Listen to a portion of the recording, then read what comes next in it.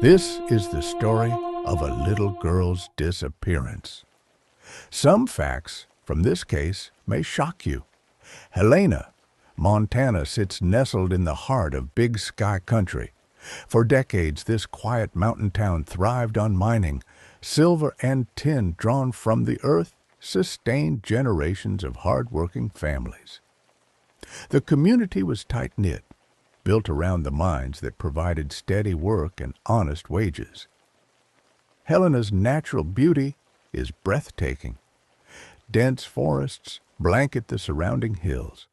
Crystal clear streams wind through valleys, and the Montana wilderness stretches endlessly in every direction. It was this peaceful setting that drew the Marshall family from sunny California in the early 1980s. Nancy Faye Marshall, a waitress, and Kim Marshall, who was studying radio technology at the time, brought their blended family to Montana, seeking a fresh start. In 1983, between the two of them, they had 3 children under one roof. The oldest was Nathan, 6 years old. The middle child was Nailin, age 4. Both were Nancy's children from her previous marriage. The youngest was 2-year-old Noreen, Nancy, and Kim's daughter together. The Marshalls were a close, loving family. When Kim married Nancy after her divorce from her first husband, he didn't just gain a wife. He gained 2 stepchildren whom he loved as his own. He was so committed to being their father that he gave Nathan and Nailin his last name, making them true Marshalls in every sense. Today, we're focusing on the middle child, Nailin K. Briscoe, born September 8, 1978, in Orange County, California, the same region where her mother Nancy had grown up. Shortly after Nailin's birth, Nancy separated from the biological father of both Nailin and her older brother Nathan, eventually meeting Kim Marshall, who would become the only father figure the children would really know. Nancy and Kim were devout Mormons, and their faith formed the cornerstone of their family life. The Church of Jesus Christ of Latter-day Saints wasn't just their religion, it was their community, their moral compass, and their source of strength as they built their new life in Montana. But this story of family, faith, and fresh starts in Big Sky country would soon take a devastating turn that would haunt Helena forever. Little is known about Kim Marshall beyond his passion for electronics and radio technology. His hobby had become an all-consuming pursuit, so much so that he wasn't working a traditional job.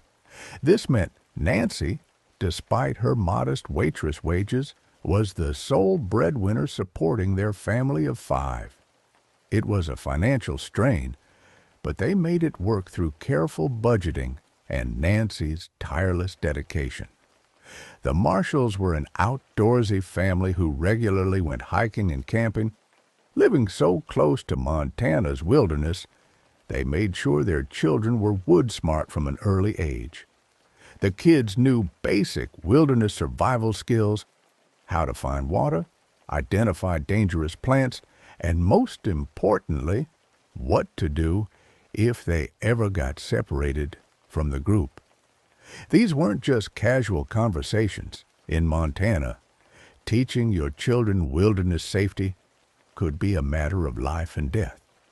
Their backyard playground was essentially Yellowstone National Park, with its active geothermal features and vast untamed forests stretching for hundreds of miles. The Marshall children were more comfortable in the woods than most kids were on a playground.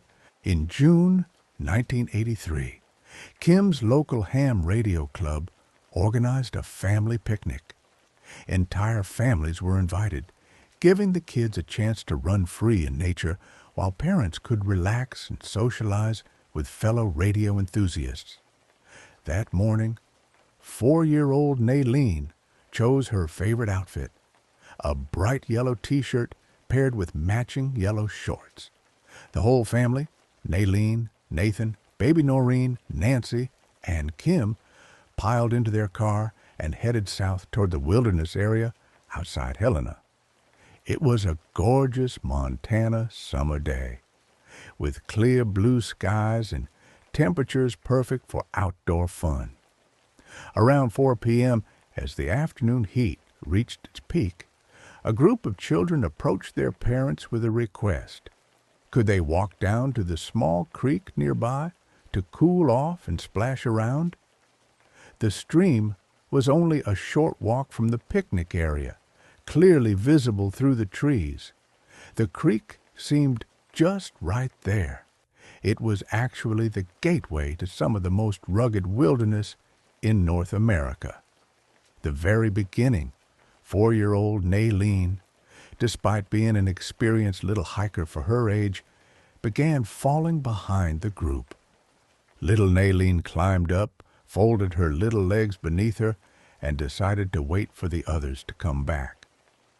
When one of the girls from the group returned to check on Nailin roughly 15 minutes later, she found only an empty boulder. "Nailin!" the older child called out, her voice echoing off the surrounding rocks. "Nailin, where are you?" But Nailin Marshall had vanished without a trace.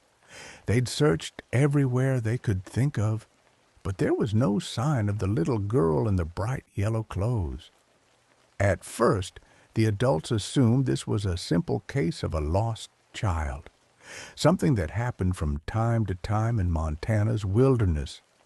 4-year-old Nailin knew basic wood safety, and surely she couldn't have gone far. They figured she'd gotten confused about which direction the group had gone and wandered off the trail looking for them. But Nailin was barefoot when she disappeared. On one hand, walking barefoot through the rocky Montana forest would be painful and slow her down considerably. A small child couldn't get very far over rough terrain without shoes. On the other hand, those same rocks and fallen branches could easily cause a serious injury. What if she'd cut her foot and was somewhere hurt and unable to call for help? The families immediately organized their own search, combing through the forest around the boulder where Nailin was last seen. They called her name until their voices were hoarse, checked every hiding spot a scared 4-year-old might choose, and followed every possible path she could have taken. But after hours of searching with no trace of the little girl, Nancy and Kim Marshall made the call that would transform their family outing into a major criminal investigation. They called the Lewis and Clark County Sheriff's Office. Within an hour, sheriff's deputies, Forest Service rangers, and search and rescue volunteers converged on the area with a level of organization that impressed even experienced outdoorsmen. The response was massive. Nearly 2,800 volunteers joined the official search effort. This wasn't just professional searchers, this was a community rallying around one of their own. Members of the Marshall family's LDS congregation dropped everything to help. Neighbors who'd never met the family showed up with hiking boots and flashlights. Local businesses donated food and supplies for the searchers. The mood among the volunteers was determined and optimistic. Everyone believed they were looking for a scared, tired little girl who would soon be found safe in her mother's arms. Maybe she'd fallen asleep under a tree or gotten turned around and was wandering in circles waiting to be rescued. One of the first specialized resources to arrive was Duke, an experienced search and rescue bloodhound with an impressive track record. Duke had successfully located numerous missing persons throughout Montana's wilderness, both children and adults who'd gotten lost in the vast forests.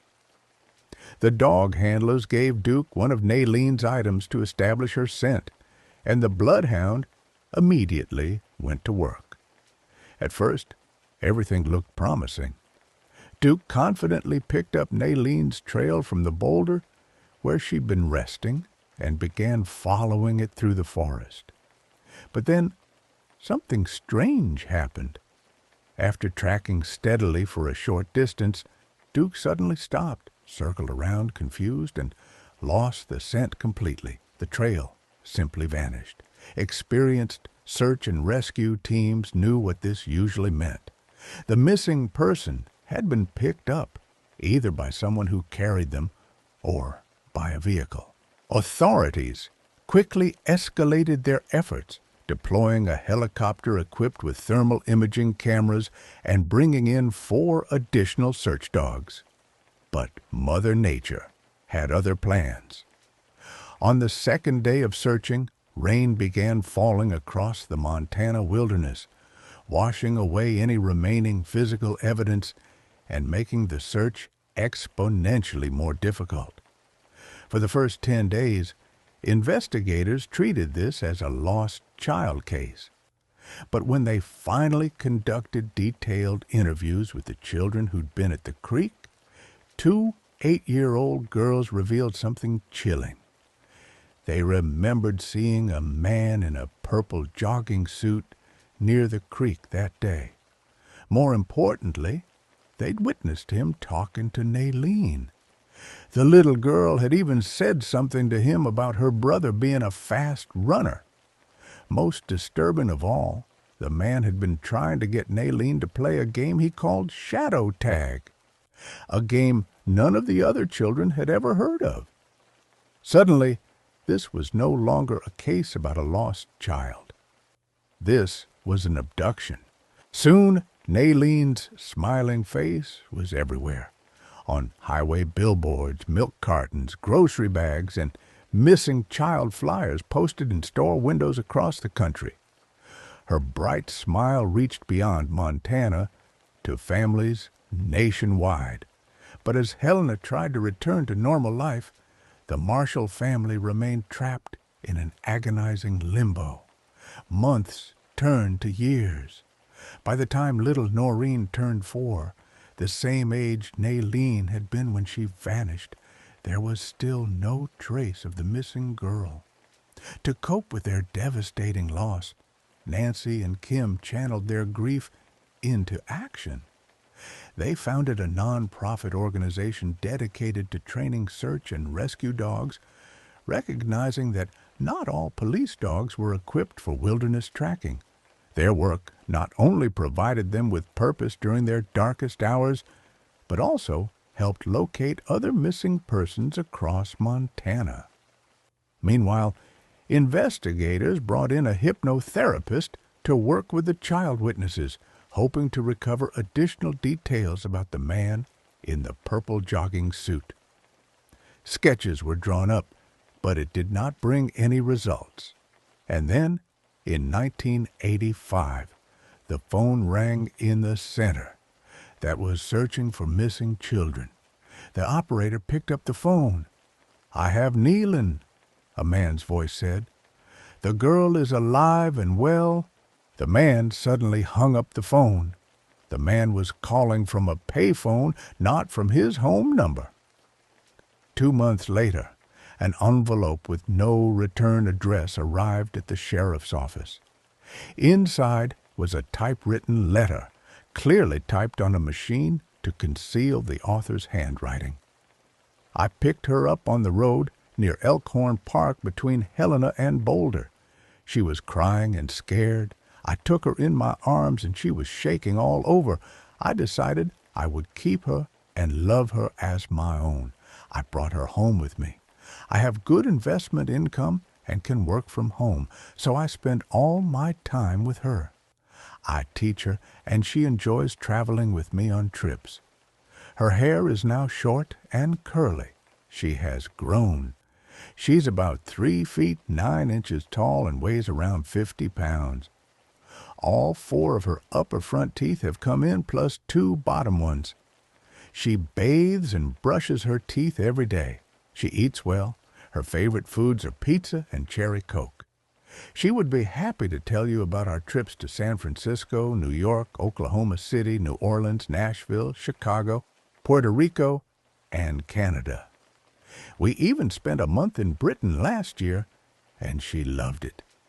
Our passports raised no questions. The first letter was followed by several more. Police received reports of a girl matching Nailin's description at a restaurant in Janesville, Wisconsin, but officers couldn't act on the sighting. Finding the person who had written about keeping Nailin seemed equally impossible. In 1990, the popular TV show Unsolved Mysteries featured Nailin's case. The show asked viewers to call with any information, even anonymously. Soon after, students from a Washington state school called in. They believed their classmate was the missing girl. She matched Nailin's description perfectly. Excited police rushed to investigate. They spoke with classmates and teachers, contacted the girl's father, and discovered her documents were forged. This was indeed a kidnapped child, but not Nailin. The girl was Monica Bonilla, abducted by her own father 9 years earlier. Her mother had been searching desperately and was close to giving up hope. Monica was finally reunited with her family. So Nailin's story brought together a loving mother and daughter, even though Nailin herself was still nowhere to be found. Years passed, and in 1991, the Marshall family received what could only be described as bittersweet hope. In 1991, a man with a criminal record named Richard James Wilson walked into the police station and confessed to killing Nailin and another woman. He claimed he murdered the girl that same day and dumped her body in an abandoned mine shaft near the park where the family had been camping. Detectives were intrigued. Wilson had been convicted of child molestation and was on probation. More importantly, he had been living in Helena in 1983, when Nailin disappeared. Wilson agreed to lead police to the location. They excavated the 25-foot mine shaft but found no remains. After further investigation and finding no evidence linking Wilson to the crime, police released him. The false confession had given the Marshall family false hope, only to crush it once again. In 1994, the Marshall family moved to Japan for Kim's work assignment. The following year, they were set to relocate to Mexico. Nancy went ahead alone to find housing for the family. She was found hanged in a Mexican hotel room. Her death was ruled a homicide. The Marshall family now faced an unimaginable double tragedy, losing not only their beloved daughter and sister, but now their mother as well. In 1997, Nailin's case took an unexpected turn. A pregnant 19-year-old woman walked into a New Orleans hospital, far from Montana. She gave her name as Helena and said she remembered almost nothing about her past. No childhood illnesses, no family medical history. When asked about her parents, she said she believed her mother's name might be Nailin, an extremely rare name in the United States. Could this young woman be the missing girl now grown up? What were the odds that her mother was really named Nailin? Maybe she remembered the name from childhood, but what if it was actually her name? The young woman had introduced herself as Helena. Remember where Nailin's family lived? Helena, Montana. The connection seemed too strong to be coincidence. Even stranger, an unidentified man had accompanied the woman to the hospital. The mysterious pair disappeared before the baby was born. Police immediately launched a search. The woman's age matched what Nailin's would be now. They found her and obtained a blood sample for DNA testing, but there was a problem. Who could they compare it to? Kim wasn't Nailin's biological father, and Nancy was dead. Investigators found a DNA sample Nancy had provided early in the investigation, but it had degraded due to poor storage conditions. The testing process took months. After an agonizing wait, the results came back. No match. The 19-year-old Helena was not Nailin Marshall. In 2018, a strange development occurred. Several business owners in Wisconsin received anonymous letters postmarked from Cincinnati. Inside were age-progressed photos of Nailin, images showing what she might look like as an adult. Who sent them? And why Wisconsin, where Nailin had reportedly been spotted years earlier? Police were notified about the mysterious letters, but their sender remains unknown. This latest lead, like so many others, went nowhere. Today, Nailin would be nearly 50 years old. Age-progressed images show what she might look like now. Perhaps your neighbor, a nurse at the local hospital, or a stranger on the bus. Someone, somewhere, might recognize the little girl who vanished so long ago. Her case has gone cold, with no significant developments in years. The Marshall family deserves answers. Nailin deserves justice. And somewhere out there, the truth is waiting to be discovered. That's the story, dear friends. Subscribe and please like it. Thank you for watching this story to the end.